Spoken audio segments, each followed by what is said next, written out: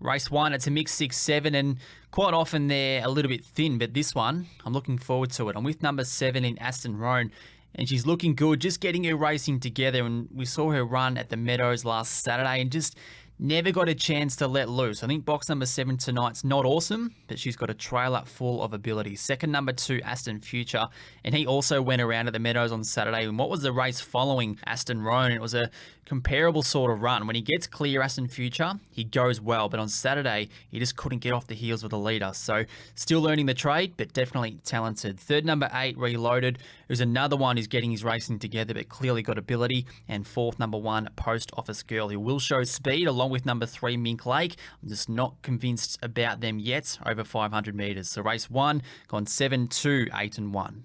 Race 2, and this is one of the more interesting races that we do see on tonight's program. It's over the 715 metres as we get closer to next month's RSN Sandown Cup. I'm with number 4, ASTON ULYSSES, and I think from now we're going to see him get his stuff together over this distance because he debuted over the 700 last week.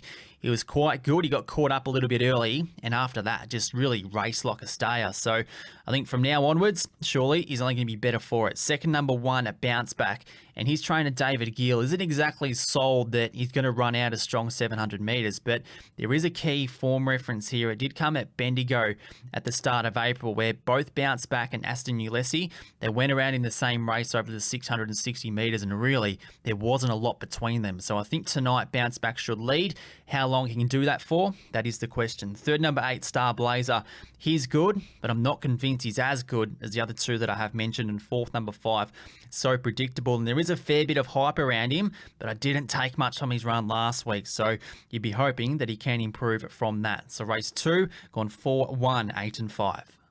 Race 3, it's a restricted win final, and I think the key to the race is number 8 here, Wedding or Baby, because throughout that first split, he will want to come down towards the fence. So I just sense he's going to cause a bit of drama towards that wider part of the field. So I went with number 3 in JARICK BALE, and he's developing well. This will be his 23rd start, and the best asset that he's showing is his run home. So he's just relying on a stress-free ride in that early part of the race, then start to loosen up the more it goes on. Second, number 5, Hilltop Jack, and on paper, his form's a little bit hard to read, but his first split, just about every time he's stepped out at a city track recently, is around 5:15. So with that sort of number, if you've got room, you can be in a pretty good position. If you don't have room, you're going to be sandwiched up. So it just has him in the thick of things. So bold and underlined, he needs room. Third, number 2, Two Phones. And she's not yet 2 years of age, and we're already starting to see signs of her mum, Narrowlee, who showed a lot of early speed. And fourth, number 1, WESTAR, AILEEN. So race 3, gone 3-5, 2-1. Race 4, it's the GOTBA Karen Leak Memorial, and it'll mean a lot for everybody involved in this event. So I think number 3, DEVEL 16, can win it, and there's not a lot of speed throughout this field, so she does have a bit of that. So there's a window of opportunity. If she was to begin well, there's going to be room for her to take advantage. Second, number 5, Highly Explosive. No luck at all through the Launching Pad series, so don't be drawn too much into that form. The fact is, she's got a massive motor. She is a little bit tardy away, but through the second half of the race, watch her loosen the shackles. Third, number 1, Zero Cool.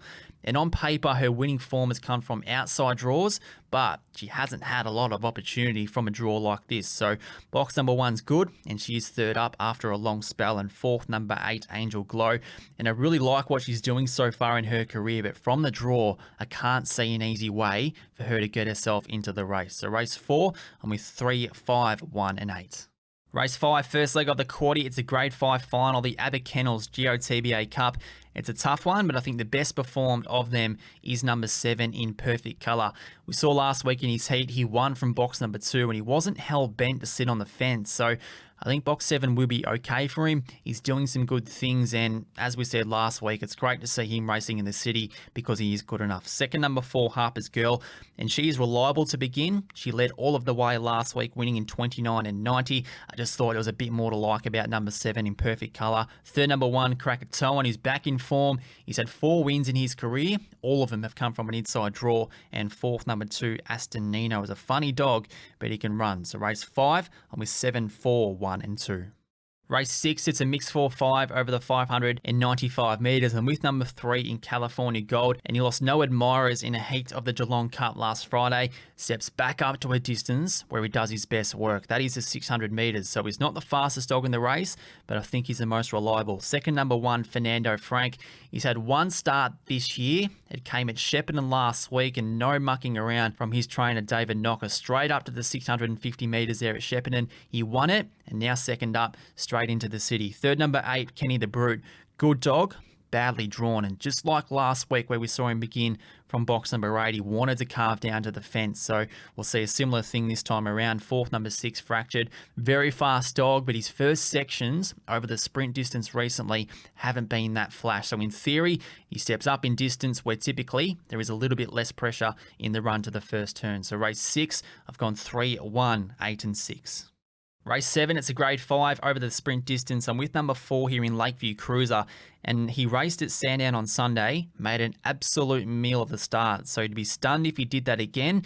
He hasn't won for 6 starts, but he has been in some very good company. So he drops in class to grade 5, but grade 5s don't get a lot tougher than this. Second, number 1, Lots of Chatter. Probably underrated as he goes very well. Box 1's perfect. Now he needs to be able to use it. Third, number 8, Fire on Ice. Very good sprinter out in New South Wales. Currently in the hands of Jason Thompson. So we've seen her brother, Fire Legend, do a lot of racing at city level here in Victoria, but not her. So we'll see how she goes. And fourth, number 3, Kingfisher Rose, who I think is one of the more honest greyhounds in Australia. So race 7, gone 4, 1, 8 and 3.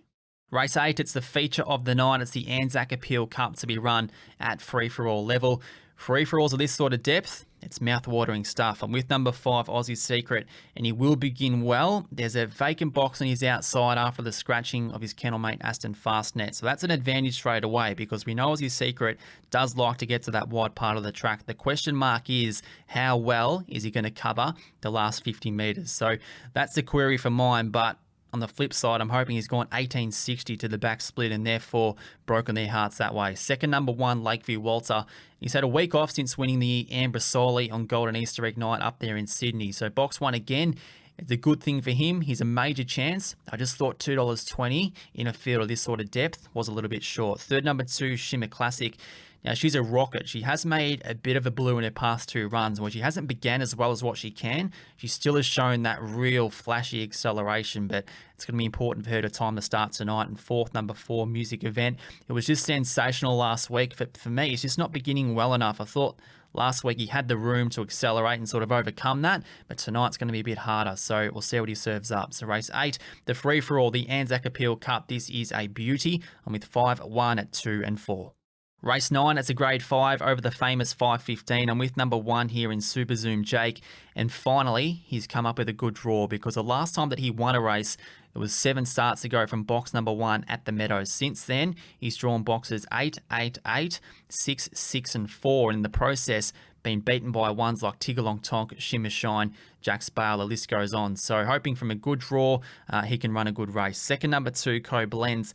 It was a bit messy out of the boxes last week, but that's not usually him. He usually fires away. Maybe second crack at the track could prove to be the difference. Third, number 7, Shinjuku. She's got some high speed. She will begin well. The thing is, you will need to build a gap on them because she's not overly strong. And fourth, number 3, Swift by Design, who on the other end of the scale doesn't have a lot of speed, but he will run on. So race 9, I'm with 1, 2, 7 and 3.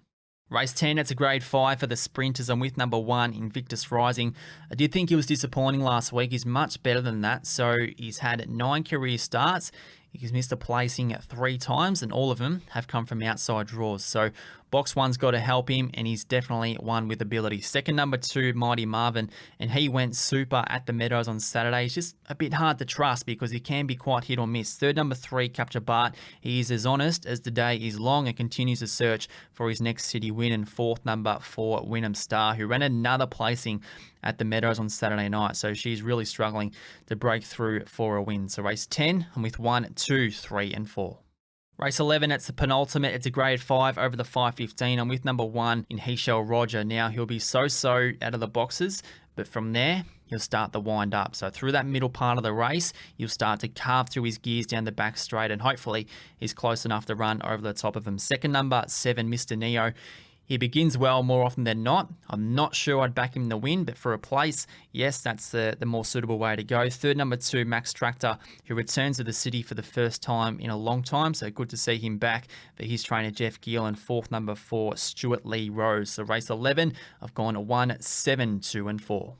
Race 12, the last, and as it commonly is, it's a tough way to round out proceedings. I think the leader's going to have a big say in how this race will finish up. So I did go with number 2, Impending, who's led 3 of his past 4 runs. It is his first crack at Sandown for some time, but he has had plenty of experience at the track. 16 starts, 2 wins, and 7 minors. Second, number 1, Chatterbox Tilly, and nice to see her lead and win in her last start at Warragul. So that was the first time that she's been able to do that for a little bit, because in the early part of her career, she was a real lid pinger who showed a lot of early pace. Third, number 8, Walk Me Home, whose racing pattern is a little bit mixed, but his best is handy. And fourth, number 7, Evan Keats. So race 12, the last on the program, and with 2, 1, 8 and 7.